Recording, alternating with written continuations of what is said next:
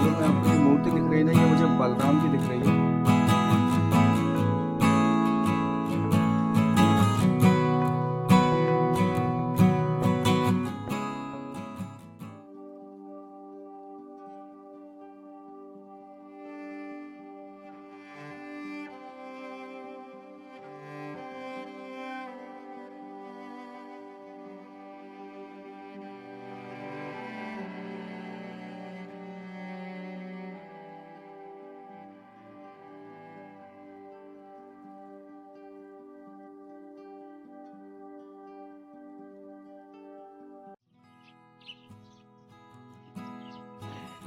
तो फिलहाल हम लोग आ चुके हैं बटेश्वर मंदिर और मैं आपको दिखाता हूँ बटेश्वर मंदिर में अंदर जाकर कैसा क्या है नज़ारा है, कैसे क्या मंदिर है और मंदिर की स्थिति कैसी बची हुई है। नमस्कार दोस्तों, मैं हूँ राकेश और आप देख रहे हो आपका अपना चैनल एक्सप्लोर व्यू में आपका स्वागत है। उम्मीद करता हूँ आप सभी लोग बहुत अच्छे होंगे। अभी मैं आ चुका हूँ बटेश्वर मंदिर साइड और मैं फिलहाल मंदिर साइड ही जा रहा हूँ। और जाते जाते मैं बता दूँ आपको, वीडियो को स्टार्ट करने से पहले मैं बता दूं आपको, अगर आप लोगों ने मेरे चैनल को सब्सक्राइब नहीं किया तो प्लीज़ सब्सक्राइब कर ले, और जिससे कि आपके पास और भी आगे आने वाली वीडियो आपके पास आती रहे और बने रहे मेरे चैनल पर। और देखिए, मैं आज आपको हिस्ट्री बताने वाला हूं बटेश्वर मंदिर की, और जो भी हिस्ट्री है थोड़ी डिटेल में समझाऊंगा। अगर आपने वीडियो को स्किप किया तो आपको इसके हिस्ट्री समझ में नहीं आएगी। तो चलते हैं आगे और स्टार्ट करते हैं आज की वीडियो को। कहानी के बारे में बता दूं आपको, इस मंदिर को बनाने में और इस मंदिर को संरक्षित करने में, इस मंदिर को खोजने में तीन किरदार, इस मंदिर को खोजने में तीन बंदे हैं जो इम्पोर्टेंट महत्व रखते हैं। तीन जो पर्सन है, पहला बंदा जो जिसने इसको खोजा, ठीक है, और दूसरा बंदा वो है जिसने इसको संरक्षित किया, और तीसरा बंदा वो है जिसने इन मंदिरों को, जितने भी आप मंदिर देख रहे हैं, इन मंदिरों को स्वरूप दिया। अब कहानी स्टार्ट इसलिए होती है क्योंकि जब 1883 में अलेक्जेंडर कनिंघम जो आए थे, उन्होंने देखा तो यहाँ पर मंदिर थे ही नहीं। मंदिर की जगह पर थे ये शिलालेख, ये जो शिलालेख दिख रहे हैं आपको, ये मंदिर की जगह पर थी ये शिलाएं, और इन्हीं शिलाओं से ढूंढकर एक पजल्स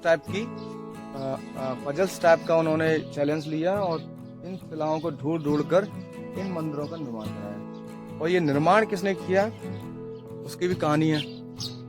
तो कहानी स्टार्ट होती है सन 1883 में। कनिंघम जो आए, उन्होंने देखा और चारों तरफ उन्होंने इसका पूरा ब्यौरा लिया, अच्छी तरीके से सोचा समझा। दूसरा किरदार के बारे में बता देता हूँ। 19वीं सदी के अंत तक एक बागी थे निर्भर सिंह गुर्जर, और निर्भर सिंह गुर्जर और उन्होंने इस क्षेत्र को अपना घर बना रखा था, और यहीं पर उनके साथी और वो लोग छुपा करते थे। निर्भर सिंह एक तरह से देखे जाए एक डाकू थे, और उनके खिलाफ कई सारे आपराधिक मामले दर्ज थे, और इसलिए उन्होंने यहाँ पनाह ले रखी थी। और इस जगह पर उनके डर से, डाकुओं के डर से, कोई भी किसी की भी हिम्मत नहीं हुआ करती थी उस टाइम आने की कि यहाँ पर आ जाए। तो संरक्षित उनको, इसलिए ये इन मंदिरों को देखा जाए संरक्षित होने का कारण एक ये भी था, उनके डर से कोई बंदा यहाँ पर आने की हिम्मत नहीं करता था। तो एक श्रेय उनको भी जाता है कि अगर वो ना होते तो कई सारी मूर्तियां आज यहाँ से उठकर किसी संग्रहालय में चली जाती, और ये आज जो मंदिर जो रूप ले रहे हैं, आज की डेट में जितने भी मंदिर आप रूप ले रहे हैं, इनमें से कोई भी अगर शिला गायब हो जाते तो ये मंदिर रूप न ले पाते, क्योंकि इन्हीं में से ढूंढकर इन मंदिरों का निर्माण किया जा रहा है। तो तीसरा पहलू है पुरातत्व विभाग के भारत सरकार के सर्वेक्षण अधिकारी के मोहम्मद साहब। उन्होंने क्या किया, इनके बारे में जब वो आए, उन्होंने देखा कि यहाँ पर तो काफी सारे मंदिर हैं। अब कि भारत सरकार की या मध्य प्रदेश सरकार की इतनी भी हिम्मत नहीं थी कि वो यहाँ पर आ सके और इस मंदिरों को दोबारा से खड़ा किया जाए। तो के मोहम्मद साहब का इम्पोर्टेंट रोल क्या था, उन्होंने ये किया कि सबसे पहले जो निर्भर सिंह गुर्जर थे उनसे मिलना चाहा। तो उनसे मिलने के लिए लच्छू नाम सिंह का एक बंदा था, उस बंदे को उन्होंने बुलाया और उनको समझाया कि आप एक बार निर्भय सिंह गुर्जर के पास जाइए और उनसे मिलिए और बात करवाइए मेरी।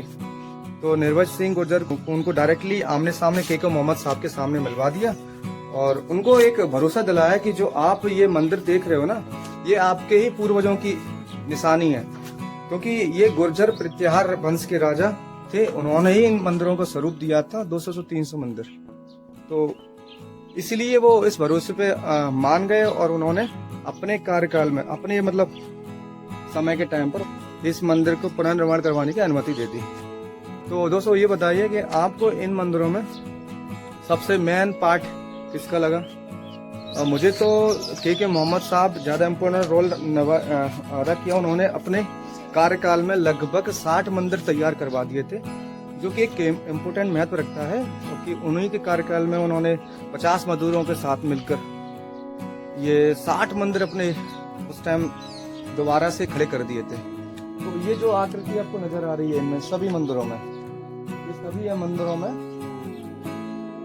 नए रूप देने की जो आकृति है उन्हीं की देन है। तो आज जो मंदिर दिख रहे हैं, ठीक है, एक दो मंदिर ऐसे होंगे जो बचे होंगे, जो सही सलामत बचे होंगे। देखिए अब मैं बता देता हूँ पुनर्निर्माण की कैसे स्थिति हो सकती है। देखिए अब मैं आपको लेके चलता हूँ। देखिए जैसे ये मंदिर है, इस मंदिर में अगर देखा जाए, यहाँ ये मूर्ति है, यहाँ ये मूर्ति है, यहाँ पर ये जो पिलर है, इस पिलर पे ये सिंपल है, और इधर की जस्ट आओगे ना तो ये नया पत्थर लगा है, ठीक है। अब हुआ क्या है कि कोशिश पूरी की गई थी उस टाइम कि सेम वो पत्थर जो बिखरे हुए डले थे वो मिल जाए। तो उन्होंने इस पत्थर को नया स्वरूप दिया और इस तरह की आकृति मूर्ति इसमें नहीं बना पाई, और इसको इस तरीके से फिट कर दिया कि जो ऊपर का जो इंफ्रास्ट्रक्चर है अच्छे से दिखने लगे। तो एक तरह से देखा जाए बहुत बड़ी पहेली थी, इसको सुलझाया के मोहम्मद साहब ने। तो उनका बहुत बड़ा रोल था, और उसमें दूसरा रोल था उनके निर्भय सिंह गुर्जर, जो बहुत बड़े उस टाइम नामी 19वीं सदी के अंत तक आते आते उनका नाम था, और 19वीं सदी के अंत तक उन्होंने इस मंदिर को संरक्षण किया और उनका योगदान जाता है। तो दोस्तों कहानी कैसी लगी आप लोग बताइए जरा। और तीनों किरदार में आपको समझ में आ गया होगा, और तीनों किरदार में सबसे जो मैंने किरदार था किसका, जिसने इस मंदिर को खोजा, वो इम्पोर्टेंट रोल अदा करता है कि जिसने इसको बनाया या जिसने इसको संरक्षित किया। तो दोस्तों अब मैं ले चलता हूँ आपको मंदिर की तरफ, और मंदिर के बारे में बताता हूँ कि मंदिर की मूर्तियाँ कैसी क्या स्थिति में है, मंदिर का जो इंफ्रास्ट्रक्चर है वो कैसा क्या है, कितने क्षेत्र में फैला हुआ है, इसके बारे में आपको बताता हूँ। तो मंदिर के बारे में दिखा देता हूँ आपको। देखिए इनमें ये मूर्तियां दिख रही हैं आपको, देखिए तो कुछ मूर्तियां पहचान में नहीं आएंगी आपको, और कुछ मूर्तियां थोड़ी सी समय के साथ साथ धुंधली सी हो गई हैं उनका। और ये ओरिजिनल पत्थर है जो इसी जो ठीक है। और देखिए सामने ये भगवान गणेश जी की प्रतिमा लग रही है मुझे। तो इस मंदिर पर जितने भी पहाड़ी पर जो मूर्तियां आपको नजर आ रही हैं, तो इनमें जो कार्विंग है वो कितनी शानदार तरीके से की गई है, मैं आपको दिखा देता हूँ। देखिए 8वीं शताब्दी से लेकर 10वीं शताब्दी के बीच में बने हुए मंदिर थे, और इनकी कार्विंग देखो कितनी शानदार है, और किस तरीके से इसको बनाया है आप देख सकते हो। देखिए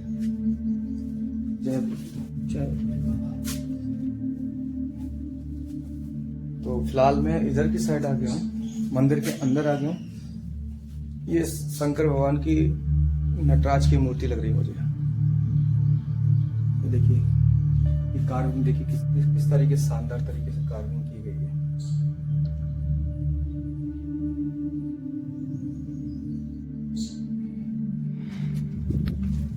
दोस्तों एक मूर्ति है उमा महेश की, तो सबसे सुंदर मूर्ति लगी मुझे इसमें, और भगवान शिव की सबसे सुंदर मूर्ति है। और वो मूर्ति के बारे में थोड़ा विवरण दे दूं आपको। और इतने सारे जो आपको मूर्तियां दिख रही ना, ये सब इनको दोबारा से पुनर्निर्माण होगा इसका, और पुनर्निर्माण चल भी रहा है। तो कई सारी मूर्तियों में ये सबसे सुंदर मूर्ति के बारे में थोड़ा सा मैं आपको जानकारी दे दूं।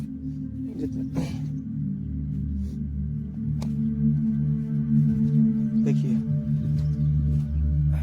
जगह जगह आपको ये मंदिर दिख रहे हैं और उस मंदिर के रूप में सबसे सुंदर उमाबाई की मूर्ति ये है। आप कल्पना नहीं कर सकते कि एक ही पत्थर पर किस तरीके से तराशा गया है।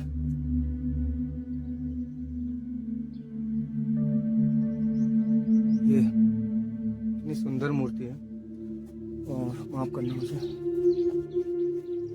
हो सकता है कि कोई गलत पैर लग जाए मेरा।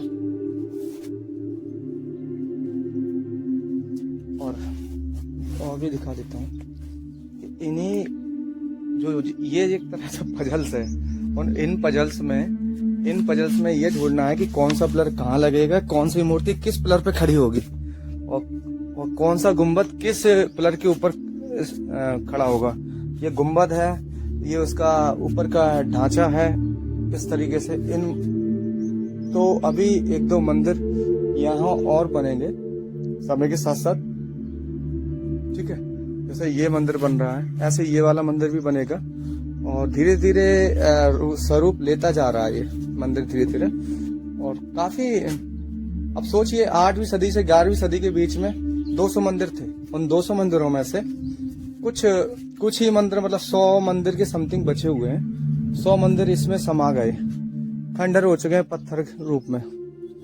और धीरे धीरे अगर भारत सरकार का और मध्य प्रदेश सरकार का इसमें साथ सहयोग मिला तो ये भी धीरे धीरे आ जाएंगे। तो दोस्तों काफी बड़े मंदिर हैं, आप जहां तक नजर डाल सकते हो वहां तक डालिए।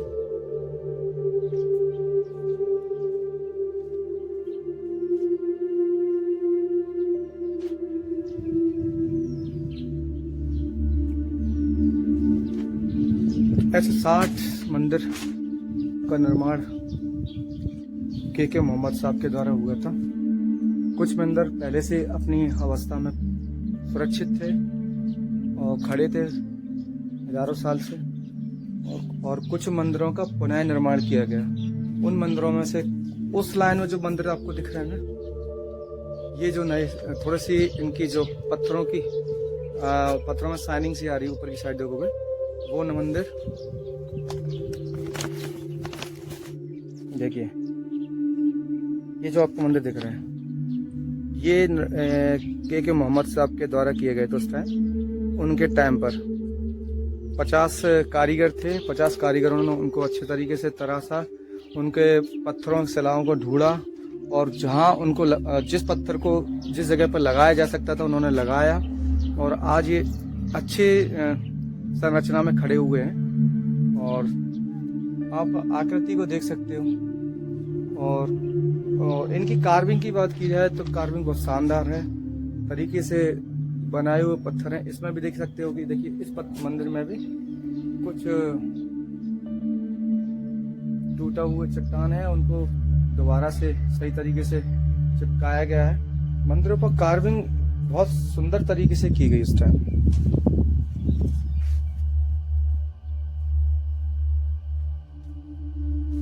इसमें देखिए, और इस पूरे और उसमें अगर इस मंदिरों के समूह में अगर किसी मंदिर की अगर बात की जाए तो ये मंदिर सबसे बड़ा मंदिर प्रतीत होता है। देखिए ये जो मंदिर आपको दिख रहा है, ये मंदिर सबसे बड़ा प्रतीत होता है पूरे समूह में। हो सकता है उस टाइम और भी मंदिर बड़े बड़े हों। और यहाँ पे देखिए इतनी शानदार कार्विंग की गई है और मंदिर अपने संरचना के आधार के हिसाब से कितना सुंदर दिखाई देता है। तो प्लीज आप ये हिस्ट्री आप हो सके तो और लोगों को बताइए। और दोस्तों अगर आप लोग कोशिश करें, अगर ग्वालियर साइड अगर आ रहे हो आप या मुरैना साइड हो तो प्लीज एक बार यहाँ पर घूमने जरूर आइए।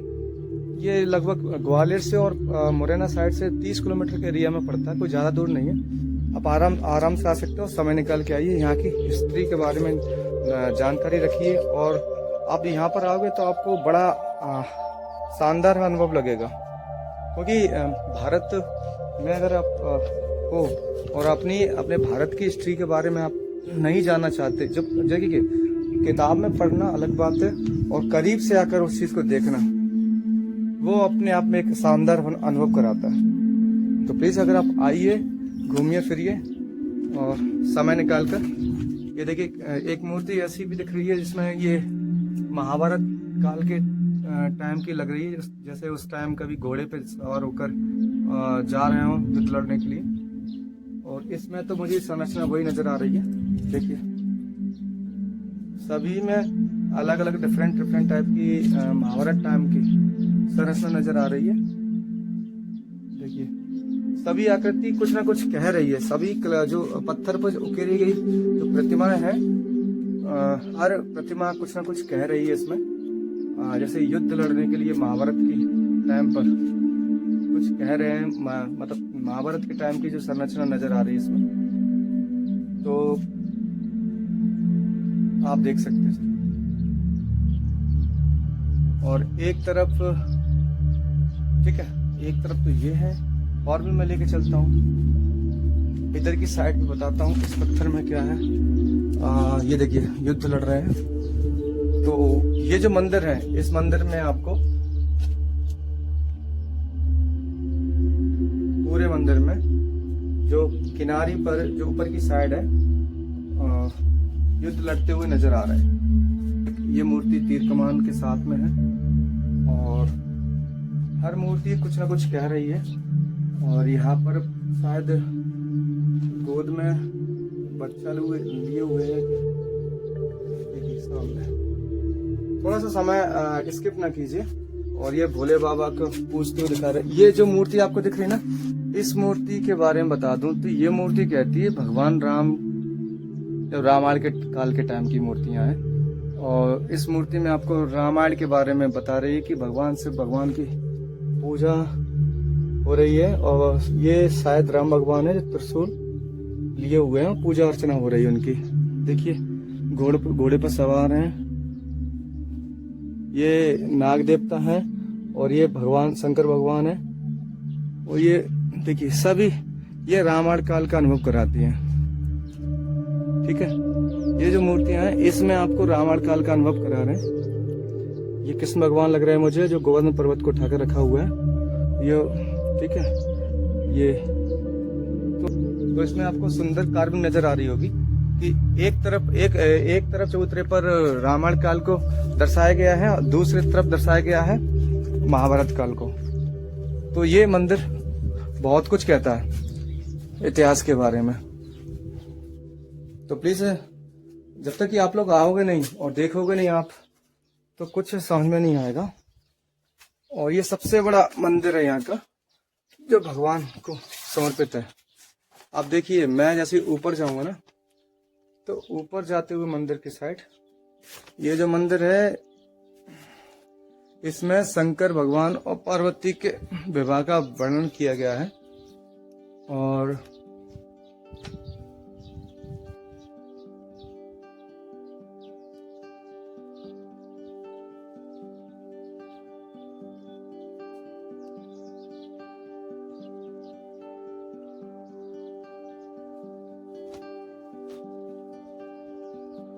देखिए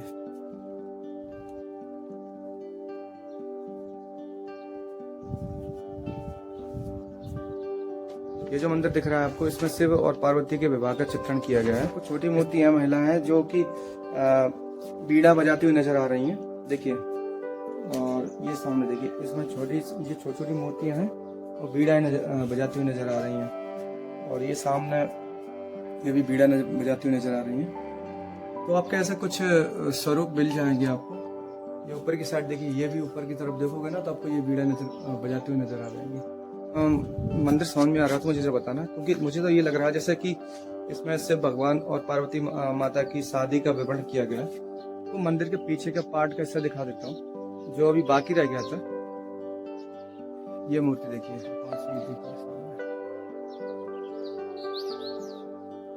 कितनी शानदार कार्विंग की है इस मूर्ति पर। ये देखिए, और यहाँ से मैं दिखाता हूँ, ये विष्णु भगवान की मूर्ति लग रही है। ये पूरे मंदिर के समूह में सबसे बड़ा मंदिर है और हर मंदिर की हर दीवार पर कुछ न कुछ मूर्ति कुछ न कुछ कहना चाहती है, ऐसा प्रतीत हो रहा है। देखिए काफी बड़ा ऊंचा मंदिर है ये पूरे मंदिरों के समूह सबसे ऊंचा मंदिर है। ये देखिए, और मैं ऊंचाई साइड से जाके दिखाता हूँ आपको कि कितना बड़ा मंदिर है ये। ऊंचाई पर जाके बताता हूँ।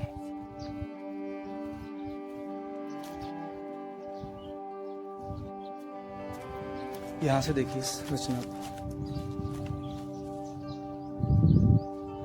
आपको अगर समझ में आए कितनी शानदार। दोस्तों अगर आपको ये वीडियो अच्छी लगे तो लाइक एंड सब्सक्राइब जरूर करना। काफ़ी मेहनत करी है, पूरा दिन हो गया इसको मुझे वीडियो बनाने में। मैं लगभग 11 बजे आया था और 3 या 3:30 बजने को हुए। तो प्लीज़ अगर आप लोगों ने सब्सक्राइब नहीं किया तो प्लीज़ सब्सक्राइब जरूर कर दीजिए। कम से कम ये समझूंगा कि मेरी मेहनत सफल हो गई। और मेरा काम यही है कि मैं कैसे भी करके इतिहास के बारे में आप तक पहुंचाऊं, आपको जानकारी दूं। और अगर आपको मौका मिले तो मेरी रिक्वेस्ट आपसे यही है कि अगर आप लोकल में हैं, ग्वालियर साइड से हो, मुरैना साइड से हो, या आप कहीं से भी हो, ग्वालियर आते हो तो आप लोग प्लीज़ एक बार ज़रूर आएँ। और 30 किलोमीटर कोई ज़्यादा दूर नहीं है, ऑटो टैक्सी आपको मिल जाएंगे। ये देखिए काफ़ी ऊंचाई पर है। यहाँ से ये जो आपको पूरा एरिया दिख रहा है ना, इस मंदिर से लेकर और यहाँ तक जो फैला हुआ है ना क्षेत्र, मंदिरों का समूह जो फैला हुआ है, ये लगभग 25 एकड़ में फैला हुआ है। और इनमें ये लॉकिंग की गई है जिससे कि पत्थर एक दूसरे की तरफ जुड़े रहे। और कुछ मंदिरों का निर्माण 2005 के टाइम पर हुआ था, सन 2005 में हुआ था। कहानी ये कहती है कि सन 1883 में अलेक्जेंडर बकिंघम वो आए थे, उन्होंने इस जगह को चिन्हित किया, भारत सरकार को बताया। भारत सरकार ने इन मंदिरों का निर्माण 2005 में के मोहम्मद साहब के द्वारा किया गया। के मोहम्मद साहब ने उन्होंने उस टाइम 50 कारीगरों को लेकर आए थे और 50 कारीगरों के साथ मिलकर उन्होंने इन मंदिरों का निर्माण करवाया था। तो मंदिरों का ढांचा इस मंदिर की तरह था, सभी मंदिरों का ढांचा जो आपको दिख रहा है ना, इस तरीके से जब के मोहम्मद साहब आए थे तब इस तरीके से उन मंदिरों की ढांचा उस टाइम पर था।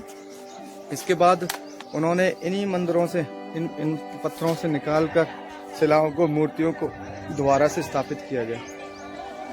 तो देख सकते अब उनको नया रूप मिल गया है। कुछ मंदिरों को, कुछ मंदिर अपनी पुरानी अवस्था में पहले से ही थे, कुछ मंदिरों को नई अवस्था में दोबारा लाया गया। 14वीं शताब्दी के अंत तक मुगल काल के टाइम पर इन मंदिरों को तोड़ दिया गया था। तो इनका स्वरूप बिल्कुल खत्म हो गया था, बिल्कुल इस टाइप से खंडर हो चुके थे। तो इनका जो स्वरूप है, मंदिरों का स्वरूप, फिर इनको दोबारा से खड़ा किया। जो आज आपके सामने जो मंदिर दिख रहा है ना, ये सभी इन मंदिरों को दोबारा जीवित किया गया, पुनर्जीवित किया गया। कुछ मंदिर बच्चे होंगे अपनी अवस्था में थे, उन्हीं का रूप दोबारा से डिजाइन की, उन्हीं पत्थरों को, इन पहेलियों को में से ये जो आपको ये पत्थर दिख रहा है, एक तरह से पहेली थी उस टाइम। इन पहेलियों से सूझबूझकर जोड़कर कि किस पिलर को किस पत्थर पर रखा जाए और किस पत्थर को किधर की साइड रखा जाए, किन मूर्तियों को किस पत्थर पर ऊपर रखा जाए, ये सब एक पहेली थी जो 50 कारीगरों के द्वारा साथ में मिलकर सुलझाई गई थी। तो दोस्तों ये एक अभी भी पहेली बनी हुई है, कुछ अभी भी पत्थर डले हुए हैं। वो पूरा इतना बड़ा, जैसे कि सबसे बड़ा वो मंदिर दिख रहा है आपको सामने, उसी टाइप से बड़ा मंदिर वो नजर आता है। काफी बड़ा मंदिर था। मैं आपको पास में जाकर दिखा देता हूँ, तो मैं वहां पर आपको पास में ले जाकर दिखा देता हूँ। तो ये जो मंदिर आपको दिख रहा है, देखिए ये जो मंदिर दिख रहा है, सेम यही मंदिर उसी टाइप से बड़ा आकृति का मंदिर था। ये देखिए अब इसमें पत्थर बिल्कुल जर्जर हालत में हो चुका है मंदिर, कोई भी पत्थर सही सलामत नहीं बचा, इसलिए इसको आकृति नहीं मिल पा रही। सेम वही जो मंदिर आपको सामने दिख रहा है वही मंदिर, इसी टाइप का मंदिर यहाँ पर हुआ करता होगा, जो आज टूटी हुई अवस्था में। तो इसको बनाने में भी हो सकता है आगे चल के बनाया जाए, पर हकीकत यही कहती है कि लगभग 600 सालों तक ये पूरे क्षेत्र को इस तरीके से छोड़ दिया गया था। इसके बाद 2005 में इसका पुनर्निर्माण किया गया और इसको आज तो अच्छी संरचना में लेकर आए हैं। और भारत सरकार और आर्कियोलॉजिकल इंडिया के द्वारा दोबारा से इसको खड़ा किया जा रहा है।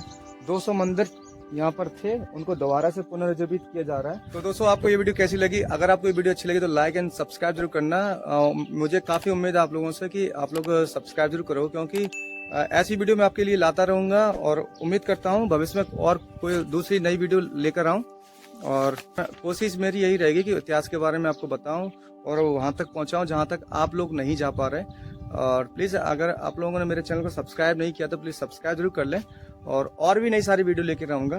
तब तक के लिए धन्यवाद। मिलते हैं किसी अन्य नेक्स्ट वीडियो में।